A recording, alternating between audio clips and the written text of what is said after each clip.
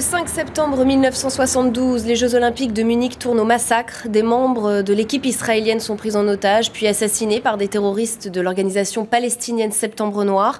11 athlètes y perdront la vie. Un policier ouest-allemand est tué, ainsi que 5 des 8 terroristes. Notre invité était présent. Il a vécu le drame de très près. C'est Charles Bietri. Bonjour et merci d'avoir accepté notre invitation. À l'époque, vous étiez reporter pour l'AFP. J'aimerais d'abord que vous nous disiez ce que vous ressentez quand vous revoyez ces images aujourd'hui. Toujours une boule, parce que toujours le souvenir d'avoir côtoyé l'angoisse, d'avoir côtoyé l'effroi, d'avoir côtoyé la mort aussi un peu, pas moi, mais d'avoir approché un drame qui était celui-là. Et pour nous, pour tous les gens qui avaient l'habitude de vivre dans les Jeux Olympiques, autour des Jeux Olympiques, c'était quelque chose de tellement invraisemblable que quand on revoit ça, on a toujours de la peine à croire que ça s'est passé aussi mal en plus. Est-ce que vous pouvez nous remettre dans le contexte? Comment vous êtes alerté? Est-ce que vous comprenez vite ce qui est en train de se passer?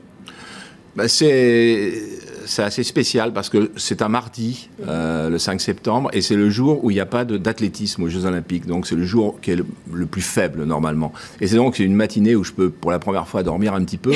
Donc je dors.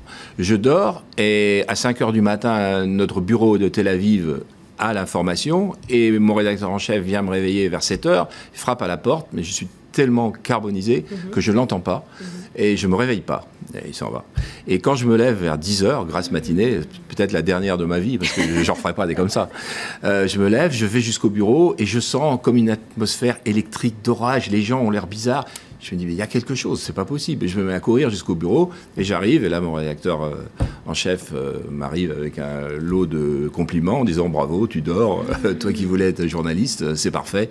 Et donc là, j'apprends prise d'otage au village olympique, et donc je pars au village olympique. Et là, vous vous rendez sur place. Vous étiez là au départ pour un événement très clairement joyeux. Les JO, c'est vraiment le symbole de partage des nations. Un événement qui se transforme en horreur. Comment, en tant que journaliste, vous arrivez à gérer ce changement d'émotion très soudain? Vous savez, l'horreur, on s'y attend tellement pas qu'on va la découvrir que vers 2 h du matin, quand là, on côtoie la mort des otages et des fédéines. Mais toute la journée, pour nous, c'est invraisemblable. Je suis presque en train de regarder un film à ce moment-là, de voir Issa, Tony, ceux qu'on a vus, les 2 chefs du commando, les échanges et tout. Non, on est aux Jeux Olympiques. Il n'y a jamais rien eu aux Jeux Olympiques. On ne peut pas prendre en otage les Jeux Olympiques. Il ne peut pas y avoir de violence. Ça n'existe pas. C'est la trêve olympique. On est toujours dans ce rêve-là. D'ailleurs, il y aura un avant Munich et après Munich dans la vie du sport, hein, en règle générale. Donc, on regarde. Et alors, ce qui est incroyable, c'est que vous allez être le premier à deviner, à savoir et à annoncer que tous les athlètes ont été tués. Oui, parce que le soir, quand vers 17 h, 18 h, les otages sont partis du village olympique pour aller à l'aéroport de Fürstenfeldbruck, un aéroport militaire allemand. J'ai suivi, évidemment, et je suis allé là-bas.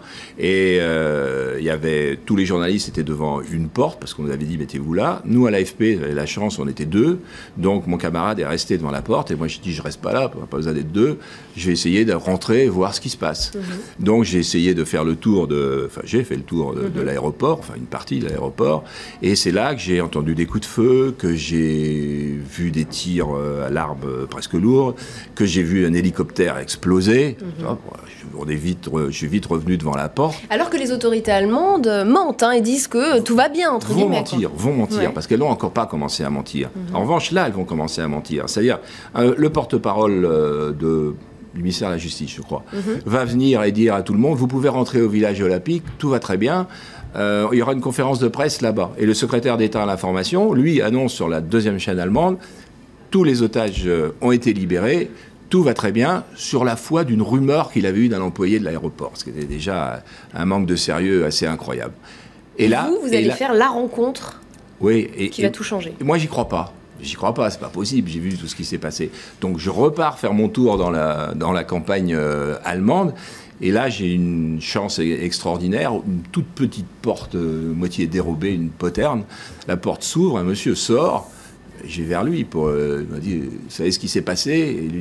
Il est incroyable, on a tout manqué, tous les otages sont morts. Il y a 4 fédayines, on disait fédayines à cette époque-là, 4 fédayines qui ont été abattus, c'est incroyable. Et puis il a des larmes qui pleurent, qui perlent sur son visage.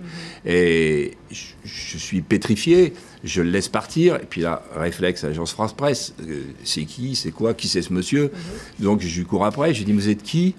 Lui aussi est dans un autre monde, il pense même pas qu'il parle à un journaliste, à un Français, rien du tout. Il dit, je suis Kronawitter, le maire de Munich. Et là, je dois décider, je le crois ou je le crois pas. Et c'est des petites choses, hein, son costume, sa chemise blanche, sa cravate, son allure, son visage et tout. Je dis, ce monsieur-là, il sort d'une terrible épreuve et émotion, il peut pas mentir. Il est fiable. Voilà. Et donc, mais là maintenant j'ai l'info, mais on n'est pas en 2013, j'ai pas de portable. Hein. C'est ça. Et alors vous avez un problème pour prévenir votre rédaction. Et finalement, là aussi, rencontre incroyable, un couple d'amoureux qui va vous aider à trouver une cabine. Tout à fait. Il y a 5-6 voitures qui sont là dans une espèce de parking. J'essaie d'en voler une, j'arrive pas, je vous rassure tout de suite, je rassure ma famille. Je suis incapable de voler de voiture, c'est très compliqué. C'est une bonne nouvelle. Oui. Mais il y a un couple d'amoureux dans une voiture, je leur explique, je dis, je suis français. Je viens d'apprendre que tous les otages sont morts, ça les réveille un peu hein, quand même. Est-ce que vous pouvez m'emmener à un téléphone public? Et on va donc trouver à 6 km de là une cabine téléphonique. Et là, c'est le seul compliment que je me fais dans cette journée-là, c'est que le matin avant de partir, j'ai rempli mes poches de pièces de 10 et 20 pfennig pour pouvoir téléphoner si besoin était. Sans ça, j'aurais gardé mon scoop juste pour moi, quoi. Et là, vous prenez votre rédaction, il y a débat au sein de la rédaction, et pendant ce temps-là, les Israéliens et le monde entier croient que les otages sont vivants et que l'issue est heureuse. Complètement. Alors, moi, je suis en train de dire, et je suis le seul à ce moment-là au monde, de dire ça a été un échec effroyable et tout le monde est mort.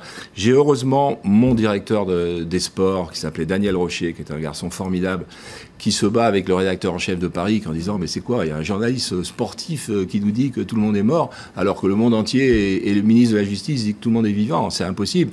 Et là, Daniel Rocher se bat et dit, écoutez, on croit nos journalistes, ou alors on n'est pas une agence de presse. Ou alors on les envoie pas sur place. Oui, on les envoie pas sur place. Et donc, on donne les nouvelles, il est à peu près 2 heures du matin, et ça sera démenti seulement 56 minutes après. Confirmé. Votre information sera confirmée 56 minutes après. Pour autant, les JO ne s'arrêtent pas, ils sont simplement suspendus, l'équivalent d'une journée, et reprennent le lendemain. Est-ce que ça vous a choqué déjà à l'époque? Moi, sur place, ça m'a un peu choqué, mais j'ai été plus dans l'affaire que d'autres quand même, parce que j'avais été au contact. Il y avait 2 clans, il y avait ceux qui disaient il faut continuer, sans ça c'est donner une victoire supplémentaire aux terroristes, puis ceux qui disaient il faut arrêter. Les athlètes israéliens, ils ont défilé à côté de nous, on ne va pas continuer à sauter en hauteur ou lancer le poids. Et je pense que ce qui a fait pencher la balance, c'est pas noble, comme souvent, c'est les impératifs commerciaux, évidemment. Si les Jeux s'arrêtaient, c'était une perte colossale pour beaucoup de monde. Il fallait continuer. Si je vous demande, Monsieur Bietri, de terminer cette phrase, le 5 septembre 1972, c'est le jour où? Comment compléter cette phrase? C'est le jour où, pour moi, j'ai côtoyé l'effroi, j'ai côtoyé l'angoisse, et le jour où plus rien n'a été pareil après, dans toutes les grandes manifestations sportives. Moi, ce jour-là, je vivais toujours dans l'idée des anges, de la trêve olympique, des athlètes habillés en blanc dans l'Antiquité. On ne touchait pas aux Jeux olympiques. Et là, on a touché aux Jeux olympiques, et de quelle manière? Et donc, pour moi, le sport n'a plus jamais été le même après. Merci beaucoup, Monsieur Bietri, d'avoir accepté mon invitation dans le jour où. Merci. Le journal tout de suite sur LCI.